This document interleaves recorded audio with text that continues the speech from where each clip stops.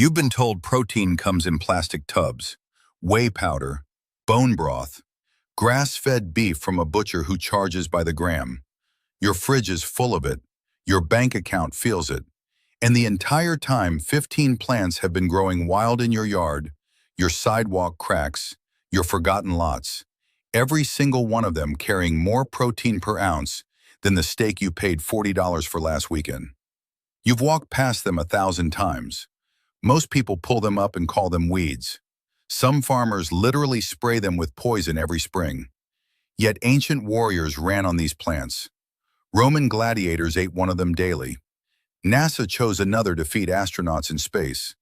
And the wild plant growing in your driveway right now contains more complete protein than salmon, eggs, and lentils combined. You don't need a supplement aisle. You don't need a butcher. You need to stop calling these plants weeds and start recognizing what they actually are. Today, you're about to see all 15, and one of them is almost certainly within 20 feet of where you're sitting right now.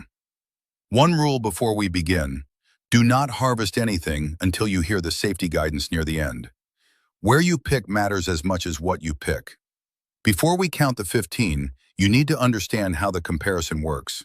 Because the supplement industry has built a $60 billion annual business convincing you that protein only comes from things you buy. A cooked beefsteak delivers roughly 26 grams of protein per 100 grams of fresh weight. That is the benchmark. What most people don't know is that when nutritional scientists compare plants to meat, they use dry weight, because fresh leaves are 80 to 90% water, just like a steak is roughly 60% water. Remove the water from both, and the numbers change completely. On a dry weight basis, several wild plants deliver 25 to 70% protein. Some exceed beef, some double it. And on a calorie-for-calorie basis, many common wild greens deliver more protein per calorie than any cut of meat at the butcher counter. That is not ideology. That is data published in peer-reviewed nutrition journals. And the plants that carry it are growing in places you've been trained to ignore. One important note: when we say a plant delivers more protein than beef on a dry weight basis, that means gram for gram after water is removed from both. You'd need to eat a much larger volume of fresh leaves to match a steak in absolute protein, because leaves are mostly water. But the protein itself is real, it's complete, and calorie for calorie, many of these plants compete with or beat any meat at the butcher counter. Not every plant on this list beats beef on every metric, but every plant on this list delivers protein that is free, accessible, and backed by data that the supplement industry would rather you never saw. Here are all 15. We start at the bottom and climb to the strongest. Look closely at the ground the next time you walk through your garden in spring. You'll find a mat of soft, succulent leaves, barely an inch off the soil, threaded with tiny white flowers. Look closer. Each petal splits into 2, giving each flower 10 apparent petals from only 5. A tiny optical illusion you step on every morning. This is Stellaria media, chickweed. It grows in every temperate garden on Earth. Gardeners rip it out by the handful every spring. It contains roughly 15 to 20% protein on a dry weight basis. It also carries vitamin C, calcium, magnesium, and potassium. Medieval Europeans ate it as a salad green. In traditional Chinese medicine, it's been prescribed as a cooling herb for inflammation and fever for centuries. The name itself tells you who else values it. Chickens seek it out as a primary food source. Birds know its nutrition. Humans spray it with glyphosate. Toss the young leaves raw into any salad. They taste mild, slightly sweet and succulent, like a tender lettuce that nobody planted. Not the banana, Plantago major, the flat, ribbed leaf plant growing between every sidewalk crack in America. Indigenous peoples across the Americas use the leaves as wound dressings, digestive aids, and food. European colonists noticed something strange about it. The plant appeared wherever they settled. It spread so consistently along colonized paths that Native Americans called it white man's footprint. It wasn't native to the Americas. It arrived in the soil of European boots and wagon wheels. The leaves contain roughly 2.5 grams of protein per 100 grams fresh, modest by absolute weight, but on a calorie basis they deliver more protein per calorie than ground beef. Young leaves are tender enough for salad. Older leaves can be sautéed like spinach or dried and brewed into tea. It grows everywhere. It costs nothing. And it's been classified as a noxious weed in most agricultural extension guides. The plant that followed civilization across oceans is now treated as trash by the civilization it followed. Your neighbor pours poison on this one every April. Taraxacum officinale, the yellow flower that provokes more herbicide purchases than any other plant in the American lawn industry.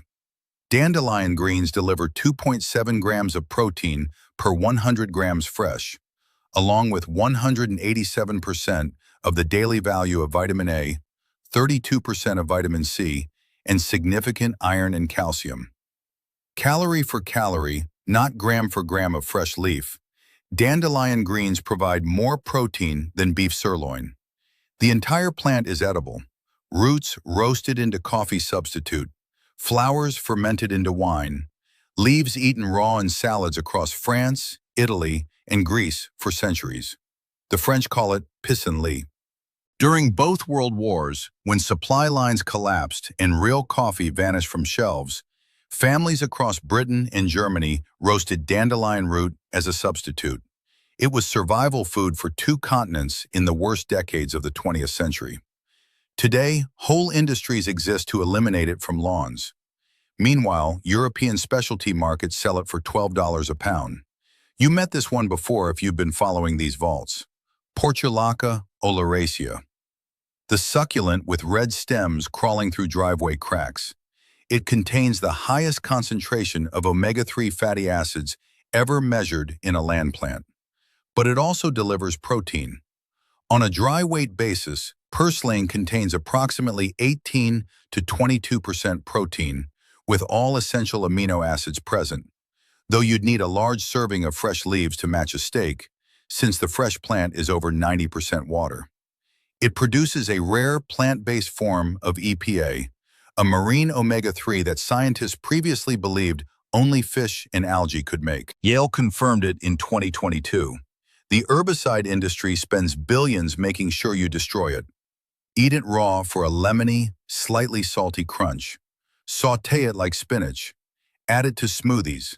It tastes better than half the salad greens you pay for at the store. Chenopodium album, also called wild spinach, fat hen, or goosefoot. It grows spontaneously in every disturbed soil in the temperate world. It's been eaten for over 8,000 years. Seeds found in archaeological sites across Europe and North America predate agriculture itself. The leaves deliver roughly 4.2 grams of protein per 100 grams fresh, with higher concentrations of vitamin A, vitamin C, calcium, and iron than cultivated spinach. On a dry weight basis, it reaches 25 to 30% protein.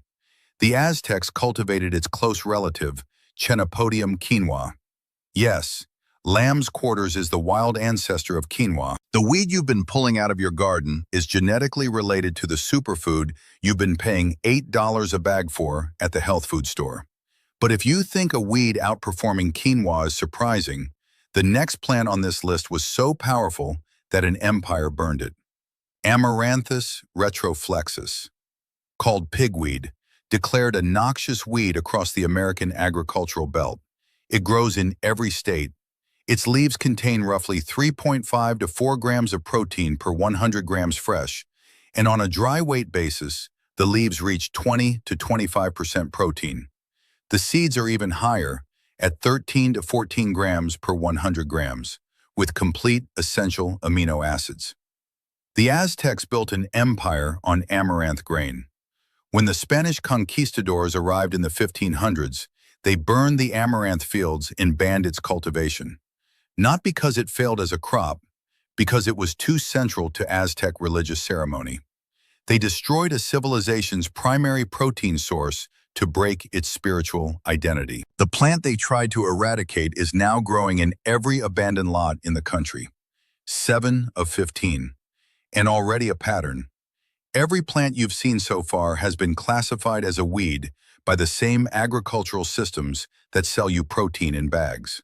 Chickweed, plantain, dandelion, purslane, lamb's quarters, amaranth, all of them edible, all of them documented, all of them free, and all of them treated as enemies of the lawn, the farm, and the supply chain. That is not coincidence. That is architecture. Now the plants get stronger.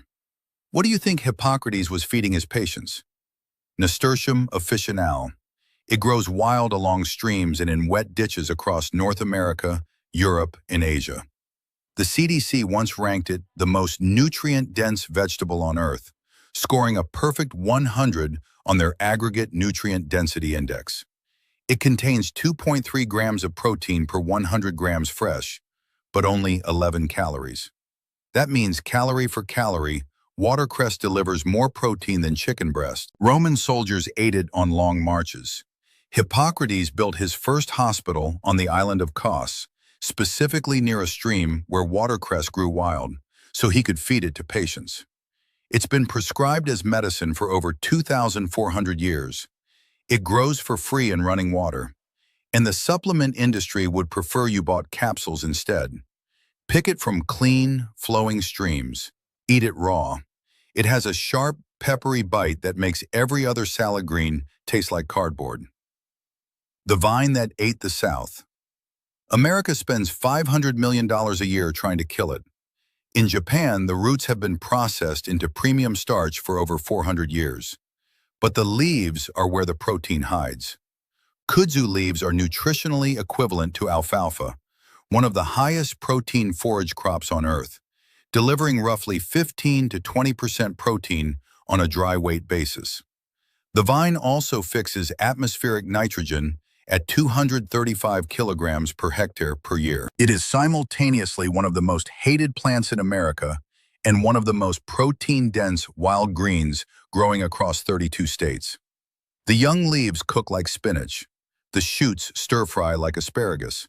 The flowers steep into a fragrant, grape-scented tea, and the massive roots, dug in winter, yield a starch that sells for $60 a pound in Japanese specialty shops. Everything you've seen so far you could eat raw or with minimal preparation. The next plant requires one extra step, 30 seconds of cooking, and then it reveals something extraordinary. Urtica dioica, the plant that bites back. Touch it raw and the hollow silica-tipped hairs inject histamine into your skin. Cook it for 30 seconds and the sting disappears completely. What remains is one of the most protein-dense wild plants ever measured. A 2016 study published in Food Chemistry analyzed nettle flour from Nepalese specimens. The protein content was 33.8% on a dry weight basis. Now remember, that's after drying. You won't get 33 grams of protein from a handful of fresh leaves. But dried into flour, nettle exceeds beef on every comparison metric.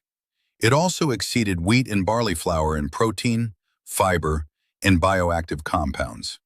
Iron, calcium, magnesium. Phenolic antioxidants at 129 milligrams of gallic acid equivalent per gram. Nettle has been eaten across Europe for thousands of years.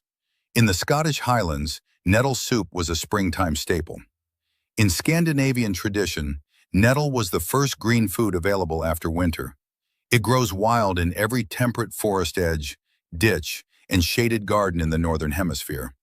A plant with more protein than beef when dried, more iron than spinach, and more calcium than milk. And you've been avoiding it because it stings. Wear gloves. Harvest the top 4 leaves of each stem. Blanch for 30 seconds in boiling water. The sting vanishes. What remains tastes like a richer, deeper spinach. Use it in soups, pasta, omelets, or dry it into a tea that's been brewed across Northern Europe for centuries. Cannabis sativa, the seed, not the flower. Hemp seeds contain 31 grams of protein per 100 grams.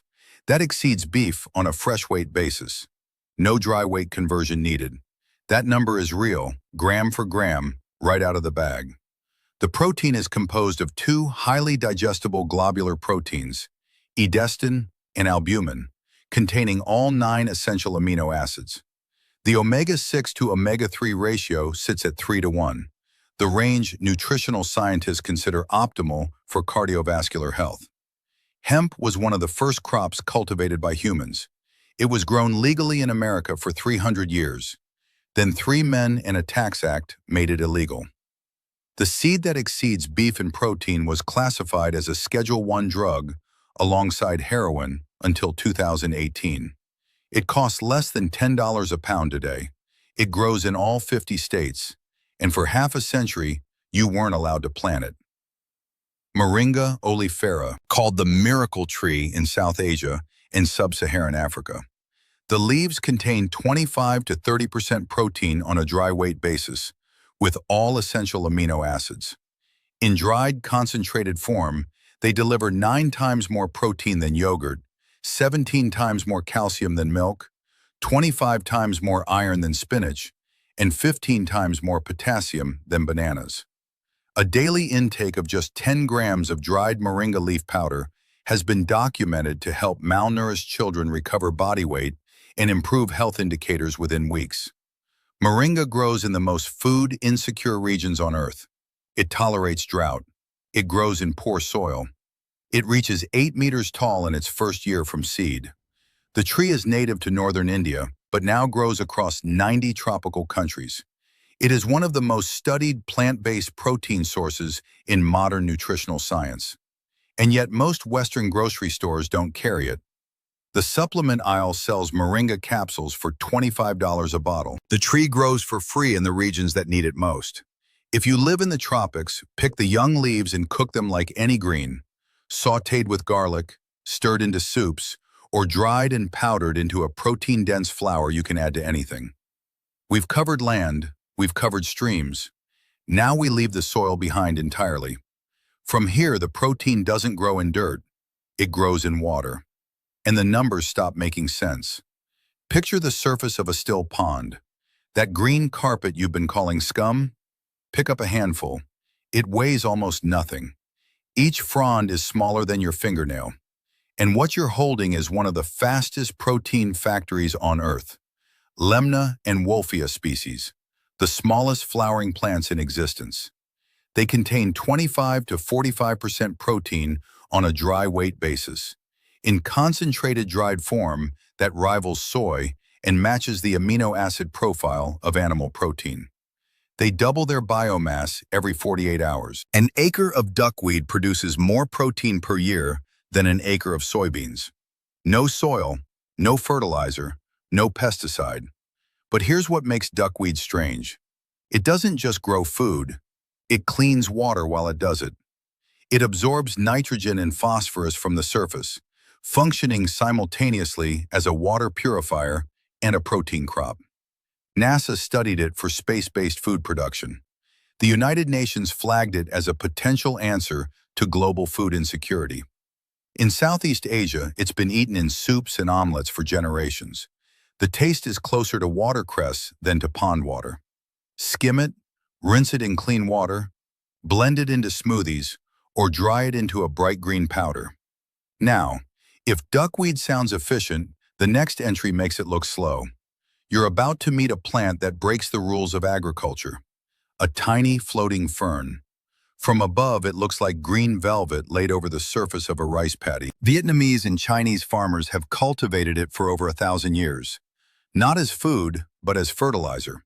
It fixes atmospheric nitrogen through a symbiotic relationship with the cyanobacterium Anabaena azole. It literally feeds the water it floats on. But here's what those farmers never advertised. On a dry weight basis, azolla contains 25 to 30% protein with a complete amino acid profile. Its protein quality is comparable to soy. It doubles its biomass in 3 to 5 days. It requires no fertilizer because it makes its own. A plant that fertilizes its own environment while producing protein faster than any terrestrial crop. Think about that for a second. Every other plant on this list takes something from the soil. Azolla gives back. Skim it from the water surface. Wash it. Dry it into powder or mix it fresh into soups and stir-fries. The flavor is mild and vegetal, closer to a gentle seaweed than a fern. And most people have never heard its name. So we've seen a plant that cleans water while making protein, and a fern that fertilizes itself. But neither of them prepared you for what's next. Forget plants. This one is a single cell. Chlorella vulgaris, a microscopic green algae that lives in freshwater ponds, lakes, and moist soil across every continent. One cell, no roots, no leaves, no stem, and it contains 50 to 60% protein on a dry weight basis. That is more than double the protein concentration of beef when both are dried and compared. More than any seed, any leaf, any grain ever measured from a land plant. All essential amino acids, B vitamins, iron, chlorophyll at concentrations nothing on land can touch. During World War II, German scientists studied chlorella as an emergency food source. In the 1960s, both American and Soviet space programs investigated it for astronaut nutrition. Japan has consumed it as a daily supplement for decades, over 10 million regular users. The algae reproduces by cell division every 20 hours. A single bioreactor can produce more protein per square meter than any agricultural system ever designed. It grows naturally in ditches. We call it green slime. Wild chlorella isn't harvested by hand. The cultivated form is grown in controlled freshwater tanks, dried, and sold as tablets or powder. A teaspoon stirred into a morning smoothie delivers more protein than an egg. The Japanese add it to noodles, soups, and even ice cream. The algae growing in your ditch is the same species sold in health food stores for $30 a bag. But chlorella is number 2. There is one organism left, and its protein concentration is the highest ever recorded in any food on Earth. 6 generations ago, on the shore of Lake Chad in Central Africa, a woman began skimming blue-green ribbons from the surface of the water every morning. She shaped them into flat cakes. She dried them in the Saharan sun. Her granddaughter does it today. Her name is Falmata. She lives in the village of Bol. The Kanembu people call the cakes dihe. They sell in local markets for less than $1. They contain 3 times more protein than the beef sold at the butcher stall next door. Arthrospira platensis, a blue-green cyanobacterium that grows in alkaline lakes and warm fresh water across the tropics. It contains 55 to 70% protein on a dry weight basis. That is the highest protein concentration of any food ever measured. 3 times more than beef, more than eggs, more than any fish, legume, or grain. 5,000 miles west of Lake Chad, the Aztecs were doing the same thing. They harvested spirulina from Lake Texcoco and formed it into cakes called tecuitlatl. Spanish chronicler Bernal Diaz del Castillo documented it in the 1520s. 2 civilizations on 2 continents, separated by an ocean, independently discovered the same organism and built it into their food systems.